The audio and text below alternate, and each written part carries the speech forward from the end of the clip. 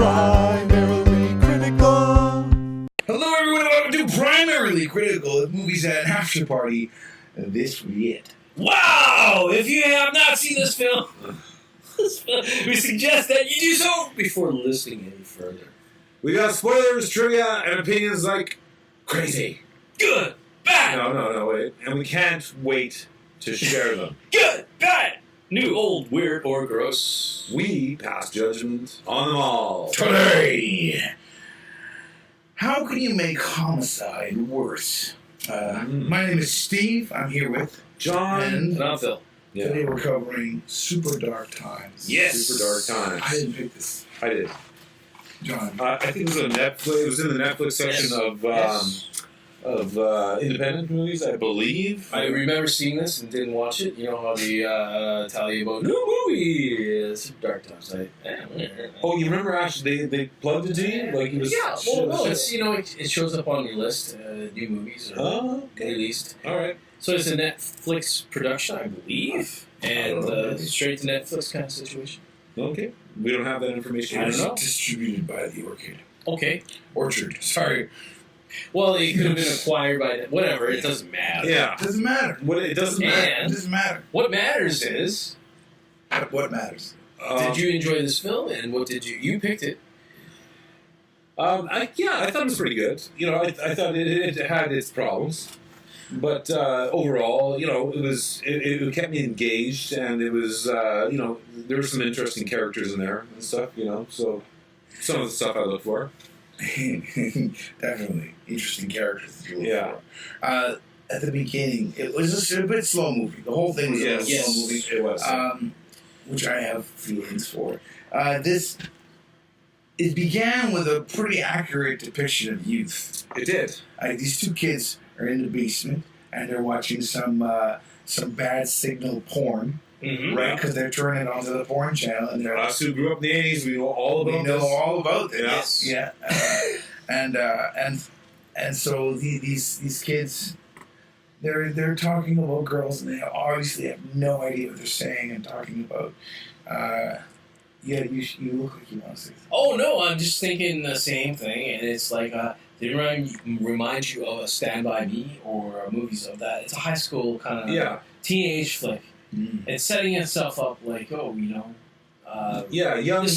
teenage boys, in what period? coming Like of age. the early 2000s or what? When when this was set in, or Yeah, when was it made? Because No, when it was set in. Like it was difficult. I don't think they actually give us a flat out said it, but was there anything like 2000s? I think flag 2000. Anyways, they had cell phones. They had cell phones, yeah. Yeah, it's kind of like a kind of fun.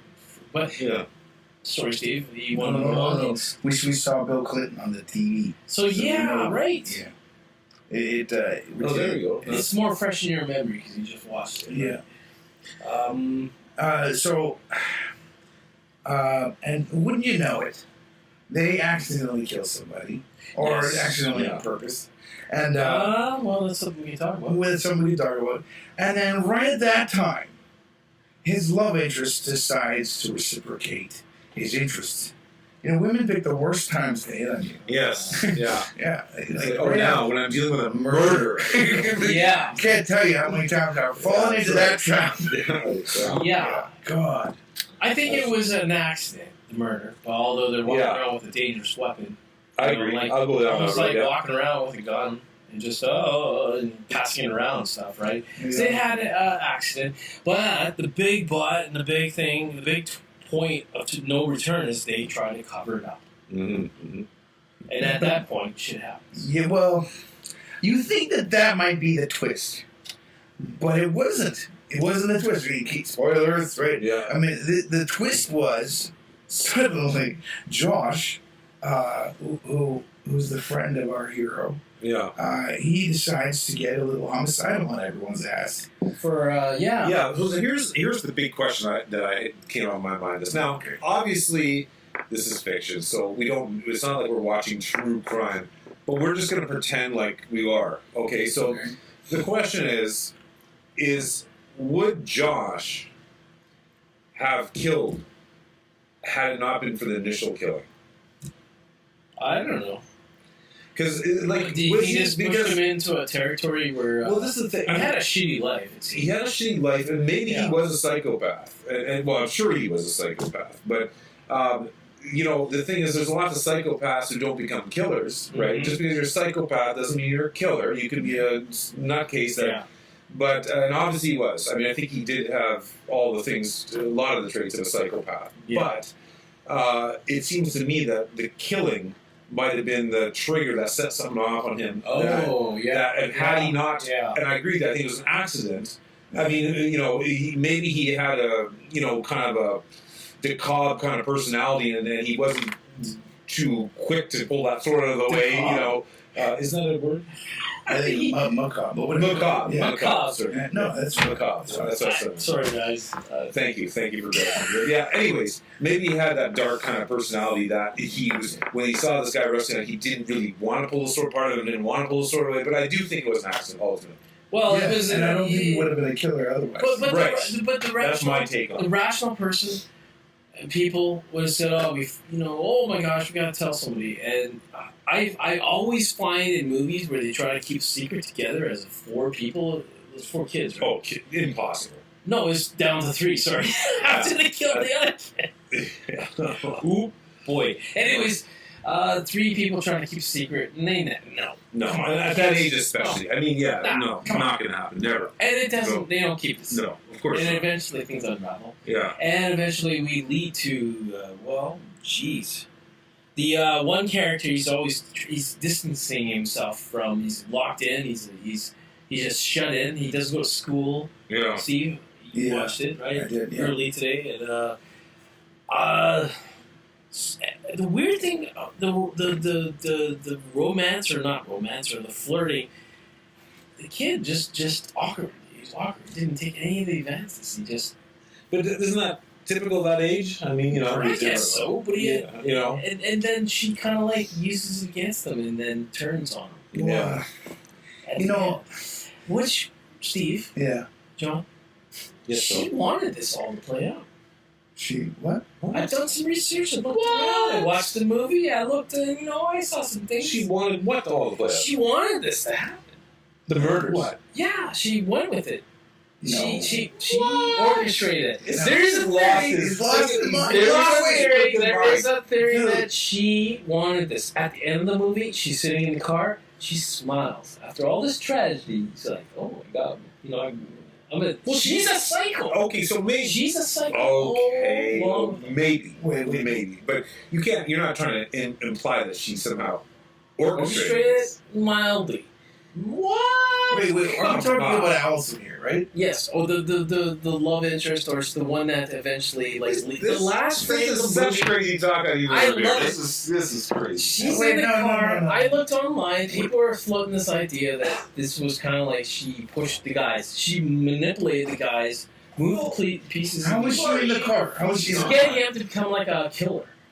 At the end of the movie, she's in the car and she's driving away, and there's a smile that comes over her face. What is she smiling at? Well, okay. What is she driving away? I don't understand. I know, but she's like, you think after this tragedy and all this being like a heavy thing, she's happy. Well, the ending is really. Do you remember this? No. Okay, I remember the ending of the movie. Allison is in a classroom. Yeah. And she's got some horrible scars in the back of her neck. Yeah, because she survives the katana, the sword fight, sword fight, and hacking over her head. Yeah. Yeah, and her friend dies and is next to her in the bed. Right. The guy, the main character, comes to try to save her. Yeah. Right. Yeah. And he survives. I thought he was gone. He's getting hacked in pieces. Yeah. Let's take a moment to think about that. Yeah. Full on katana. Still, like he had some kind of something that was protecting him. His cast. That's right. Yeah, broken hand. Right? So I floated that idea. It was a crazy idea that somehow she was like manipulating them to get a result, or just like a psycho with another psycho. Wow. I mean, that's crazy. That's crazy. Look it up. Okay. Well, I'm sure you can find a lot of lunatics out there that think a lot of things. YouTube stuff. Reviews the movie. They point to something like direct. Wow. Otherwise, I was totally into this movie up to the Stand By Me kind of vibe to it, where they find a body and remember that stuff? And then it felt like that, and all of a sudden it became, to me, like a typical slasher horror movie. Vibe to me. It did have a change there. It just felt like it just... Yeah. It didn't... I don't know. You guys are crazy. I know. I have no idea what you're talking about. Did it? No? Well, I mean, when people start now there's another kid dead, right? Yeah, what happened that there? kind of thing. You know, it started he got pushed off the bridge. They didn't show that scene, right? Right, and so from that sense, it reminded me of like Pretty Little Liars, and people kind were of thing, dying in where the town. it had that teenage kind of like what's going on out there. It kind of let me down a little bit. But- Like, I thought I wanted to keep going with a certain vibe there, but I don't know if you felt that way about it. I don't know, Steve, you guys on the same. You think it was No. I think she found out about the whole thing right at the end when they were trying to chop her head off. So she had no. And I can totally relate to the to Zach being awkward around the girl because when I was a kid, I made all kinds of horrible mistakes around girls. Sure. Because I had no idea what I was doing and I was scared as hell. But I mean, if I knew now what I knew then, I could have taken advantage of all kinds of situations. Not people, but like of situations, and you could have capitalized on. Could have capitalized. That's a better word. It's all about spin. Yeah, don't take advantage. Yeah, Spin. that gets in a furry category. Capitalize. Yeah. I hear you. I totally hear you. Yeah. Mm-hmm. If you could go back in time, I would have done this thing. Yeah. Totally. Yeah. Oh, sure, yeah. Anyway. My thought about this movie is that this would be probably terrifying to kids of the age that are in this movie. Oh, from the viewer point of view. Yeah, from a viewer point of view. If you watch this at that age, because, I remember thinking times where things were going a little too far at certain situations, like whether it be at a party where people were picking on a certain guy, or there was fake fighting going on that got a little too serious and stuff. Yeah. And there's no parental supervision going on. And it really got serious. And there's times where you thought, like, holy cow, these guys are doing do something really stupid. Like, I remember being at parties where people were like, we were out at country parties, people were like surfing on the roofs of cars, right? And doing donuts and stuff. Oh, wow. And stuff like that. And someone could easily get killed, right? Easily get killed in a situation. Oh, yeah. You look back at these things and you go, holy cow, like, had someone got killed, what would we have done back then? Would we have, let's phone the police? Or would we be like, let's hide the body, right? Like, No. And I'm not sure which one we would have done. Like, I really don't know. Well, the situation in this movie is not like that. It's about a weapon, a murder, like a weapon, a sword, that makes it look so suspicious. What are you doing with a sword? And True. How do you stumble and kill someone or whatever, however that went down? You can watch it again. It's just in the moment, the spur of the moment, they said, we're gonna cover this up. And they did a lousy job covering it up. But anyways, we put them in some... They didn't even try. It's like... Covered some leaves, yeah. Yeah, it was pretty pathetic. Yeah. But they're kids. They're teenagers. I've seen... They're barely able to drive a car. I've seen people playing with like a machete. I've seen that. Yeah. That's at like stupid parties. Yeah, that's right. And you're young and stupid, and people do stupid shit, right? And it could. It's different, Think about it. Like, it's America. They're probably playing with guns at parties and stuff. Yeah, that happens in Canada. But I knew a guy when I was a teenager. He killed him. He was killed by playing Russian roulette at a party, and they were joking around. Wow. Just joking around. Just joking around. They didn't think it was actually the gun was loaded, and the guy blew his brains out. You would probably heard it was in Winnipeg, so it's back in the 80s. So. I didn't hear about it, but man, that's kind of stuff. No doubt. That is something. Yeah, I mean, and now here you think about that. Now that no one got arrested for murder, it was actually his party, and he brought out the gun. Yeah, he was the one that. How do you even unfold that? But just think, if it was one of the other people that were at the party, people like, oh my God, it was my gun. I shouldn't have brought it out. Yeah, how am I going to explain this? Right, really young messy. people are stupid, right? And next thing you know, you're going to be hiding a body. Well, you think that's the next step because you don't think things through. There's a lot of things. Yeah. That's why up to that point I thought, wow, this movie's engaging me, and then it just fell off. To me, it fell off to slash horror. When he started killing other people, that was kind of a bad turn for you? Yeah. So I'm iffy on this movie, right? You're iffy on this movie? Meh. Meh? No, I wouldn't say meh. It's just kind of a drop ball for me. Yeah. I see. And Steve, what do you think? John, Steve. I liked it. It was a slow moving movie. I liked it. It was. If it had moved a bit faster, I would have been more engaged. I don't know. I was just. It was a chill out movie, and I watched the chaos unfold slowly. Yeah. Kind of thing, and I liked that. The twist where Josh decides to embrace his murder hobo side, right? Murder his. Mm-hmm. How do you say? His murderer. Murderous is homicidal. Homicidal tendencies. Yeah. Oh. There you go. He says, you know what? Perfect I'm word for going it. to just keep doing this. Homicidal tendencies. Perfect word. Embrace it. Embrace. Yeah, I didn't mind the twist, and I thought that was kind of it was unexpected. It was weird. It wasn't, and it caught me off guard. If I had to criticize this movie, the thing that really disappointed me was the ending. Is that I wanted to know who's going down, who's going to do jail time. Oh yeah. And they don't even show us our main guy. We have no clue what his fate is. That is just left. All we know is that female character leaves town or leaves. I don't know what happened. I forget. Sorry. Well, yeah, it almost felt like they ran out of money in a way. Like it they cheaped out. Yeah, I felt the ending was just fell flat. It just left too much unknown, and it didn't resolve things. Yeah, it was not resolved. A pleasing conclusion. There was not a pleasing conclusion. Yeah, and it left me that feeling that I invested my time in this movie, and you ripped me off because you didn't. Oh gosh, John, you didn't say that. Okay, fine, it wasn't that bad. But, It was disappointing. It was satisfy me. Let's get into this trivia. Shall we? It's sparse. This is Kevin Phillips' directorial debut. Oh my gosh, full length film minus the ending. Kevin Phillips. Nothing like having a double name, Kevin Phillips. First name Phillips Kevin. No, Kevin Phillips worked better than.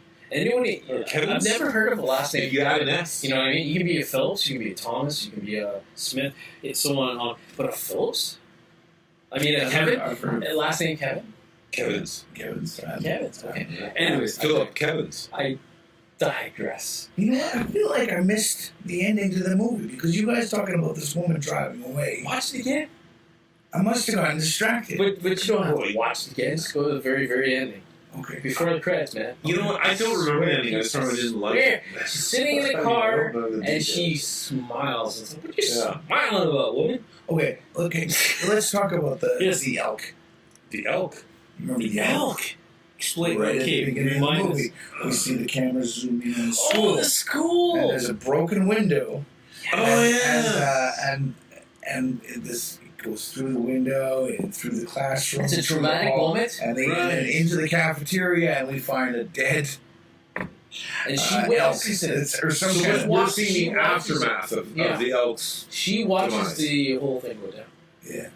Yeah, the cops are stomping on the poor animal. Yeah, he's going to try to kill it, right? Put it out his men. Yeah. That was a very odd beginning. It was. It got your attention. And I thought right away, this is interesting. This movie's engaging me. And, well...